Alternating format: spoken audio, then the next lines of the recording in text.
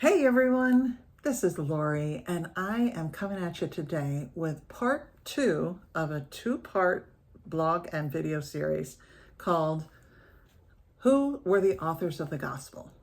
So, a quick summary. The first four books of the New Testament are called the Gospels.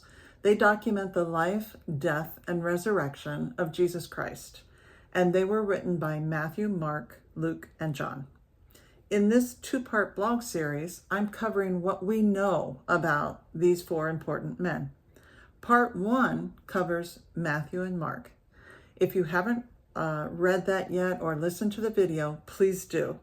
Now we'll continue to study the final two. First, Luke.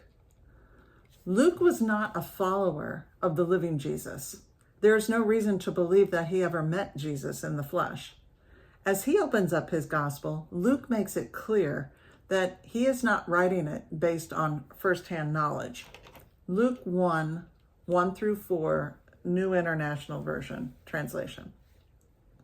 Many have undertaken to draw up an account of the things that have been fulfilled among us, just as they were handed down to us by those who from the first were eyewitnesses and servants of the word.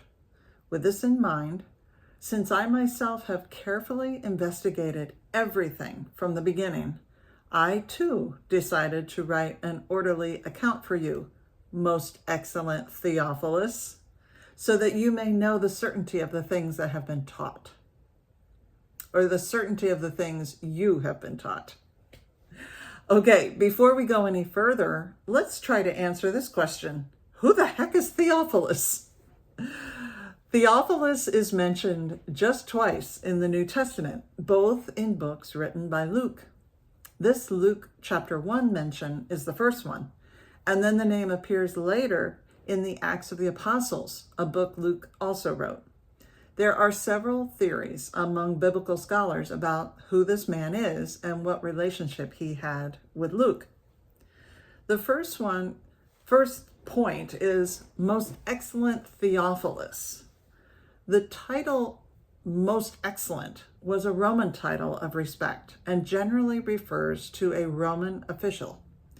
If Theophilus was a Roman official, it's possible that he was Luke's financial benefactor or sponsor while Luke was off evangelizing to Gentiles about the growth of Jesus's church. Another point, a Gentile or a non-Jewish person.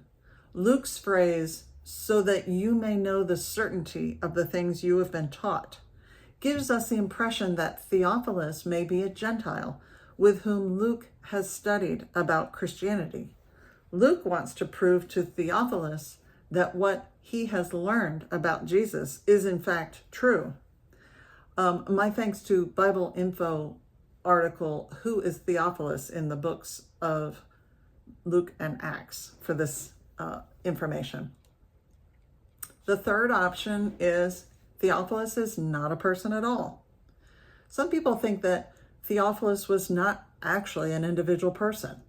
The Greek word Theophilo translates to friend of God and could be an all-inclusive term Luke uses to refer to the audience who will read his books. According to this idea, Luke simply meant that they were all loved by God. Okay, so regardless of who the mysterious Theophilus was, if anyone, the main point of this essay is, who was Luke? Luke lived in the 1st century AD, and he was a very learned and educated man. By trade, he was a physician. We know that because the Apostle Paul, writing to the new Colossian church, says, our dear friend Luke the doctor sends greetings. Colossians 4:14, New International Version. From the way Luke opened up his gospel, we know he dug deep into written papers and interviews with others in order to get to an honest, accurate document of Jesus's life. This thoroughness would have come naturally to him after medical school and practice. Luke hooked up with the Apostle Paul when Paul was sent out to grow the church of Christianity to the Gentiles. In fact, he was a frequent travel partner to Paul as he traveled around on his missionary trips. Paul mentions Luke being with him in several of his letters to the early churches, including Philemon 1:24, 2 Timothy 4:11, and 2 Corinthians 8:18. The other reason we know Luke was heavily involved in growing the church after Jesus was gone was that he wrote the Acts of the Apostles, which is the book that documents that entire movement. And unlike the Gospel of Luke, where he doesn't claim to be present for the events he's describing, in Acts, he writes in first person, I, we, etc., because he was there. Starting with Acts 16:10, after Paul had seen the vision, we got ready at once to leave for Macedonia, concluding that God had called us to preach the gospel to them. Between his gospel and the book of Acts, Luke ended up writing 27.5% of the New Testament. Luke has won his place in Christian history for being a devoted spiritual leader and documenter of the early church. I'll close this section about Luke with this quote from Ryan Nelson's 2019 article, Who Was St. Luke? The Beginner's Guide. Quote, for someone who wrote so much of the New Testament, we don't know very much about Luke.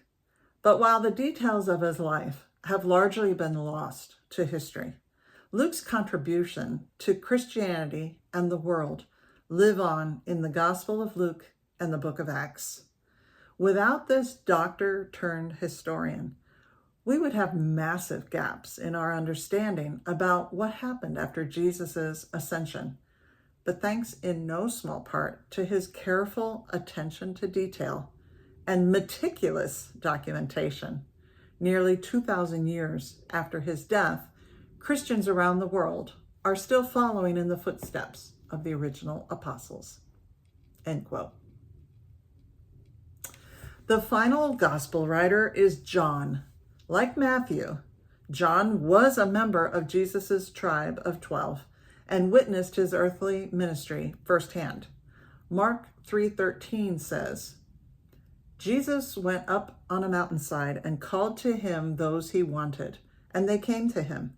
He appointed 12 that they might be with him, and that he might send them out to preach and to have authority to drive out demons. Verse 17, James, son of Zebedee, and his brother John. To them he gave the name Boanerges, which means sons of thunder. So we see that John and his brother James became Jesus's disciples together. They weren't the only set of brothers who joined the 12. Simon and his brother Andrew were also chosen. Earlier in the book of Mark, chapter 1, verses 19 and 20, we read, when he had gone a little farther, he saw James, son of Zebedee, and his brother John in a boat, preparing their nets. Without delay, he called them, and they left their father Zebedee in the boat and with the hired men and followed him. Do you wonder why these two brothers dropped out of their family business, leaving their father on his own, and immediately followed Jesus? They would have had to have had a compelling reason to do so. We get a clue of that in the book of Luke, chapter 5. Both sets of fishermen brothers, Simon and Andrew, James and John, were fishing all night long. They were exhausted, frustrated, and a little desperate because they hadn't caught a single fish. They were smelly, angry, and probably fighting amongst themselves. But Jesus, who was standing beside the lake, preaching to a gathering, stopped what he was doing and told them to go back and try again. Reluctantly, they did, although they didn't expect any change in their luck. But verse 6 records this amazing scene. When they had done so, they caught such a large number of fish that their nets began to break. So they signaled their partners in the other boat to come and help them, and they came and filled both boats so full that they began to sink. New International Version. Who were those partners? James and John. All four fishermen brothers experienced Jesus' miracle and dropped everything to go follow him. Why does Jesus call James and John the sons of thunder? The Bible doesn't tell us why, but this is a subject that many have theorized about. Here are some possibilities. James and John may have had loud and boisterous personalities and speaking voices. James and John may have had such enthusiasm and zeal for preaching that their voices carried on the air like thunder. Maybe they were puffed up or arrogant because Jesus had given the disciples the ability to heal the sick and cast out demons. Mary Ulrich Meyer's article, Who Are the Sons of Thunder in the Bible, had that theory. Or maybe they were fast to anger. Luke 9:51 through 55 tells this story, which may be proof to this possibility in the New International Version translation. As the time approached for him to be taken to heaven, Jesus resolutely set out for Jerusalem, and he sent messengers on ahead who went into a Samaritan village to get things ready for him. But the people there did not welcome him because he was heading for Jerusalem. When the disciples James and John saw this, they asked, "Lord, do you want us to call fire down from heaven to destroy them?" But Jesus turned and rebuked them. Any of these reasons could be true, why Jesus gave them the nickname Sons of Thunder. But I think it's pretty cool that Jesus gave them a nickname at all. I love nicknames among close friends. They are born often out of love and affection, a sense of camaraderie. When close friends call you a nickname, you feel accepted, like into a family. One thing I chuckle over regarding John is he often refers to himself as the disciple that Jesus loved. John 13:23 says, one of them, the disciple whom Jesus loved, was reclining next to him. John wrote that about himself. Another reference, John 19:26. When Jesus saw his mother there and the disciple whom he loved standing nearby, he said to her, "Woman, here is your son." And here's another one, John 20:2. So she, referring to Mary Magdalene, came running to Simon Peter and the other disciple, the one Jesus loved, and said, "They have taken the Lord out of the tomb, and we don't know where they have put him." What do you make of John repeatedly describing himself as the most beloved disciple? To me, it comes across as attention-seeking. You know, when kids from a big family assert, "Mom always liked me best," it's often the point of view of the sibling who feels the opposite, but asserts the unpopular position to raise his own self-esteem. In her article, Why is John the Disciple Jesus Loved?, Hope Bullinger provides her take on this issue. Quote, "We can throw egotism out of the question. John didn't use this name to draw attention to himself. The opposite, rather, seems more likely. John wanted to make himself anonymous. Those who read the gospel, who had borne witness to the events, would have known John's identity from some key factors he points out. For instance, he doesn't mention his name explicitly and mentions he leaned on Jesus's bosom during the Last Supper. But John appears to draw the spotlight away from himself in the narrative by removing his name and putting in a nickname instead, a trait, someone loved by Jesus." End quote. John wrote a great deal of the New Testament.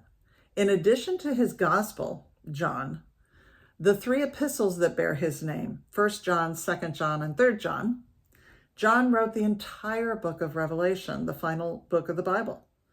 Jesus chose John to receive a visit from an angel to reveal to him the events that will eventually happen. It's the ultimate final prophecy. Only Luke and the Apostle Paul penned more of the New Testament than John did, and he played a major role in the early church. Okay, now that we've learned more about these 4 gospel authors, it's clear that each gospel complements the other and provides a multifaceted look at Jesus's ministry and teachings. Let's end with prayer. Dear God, we've learned a great deal about the 4 men who authored the books that teach us about Jesus, and we know the learning will never be complete. We thank you for new insights and concepts that help us to grow ever closer to you and your Son. Amen. Have a great day.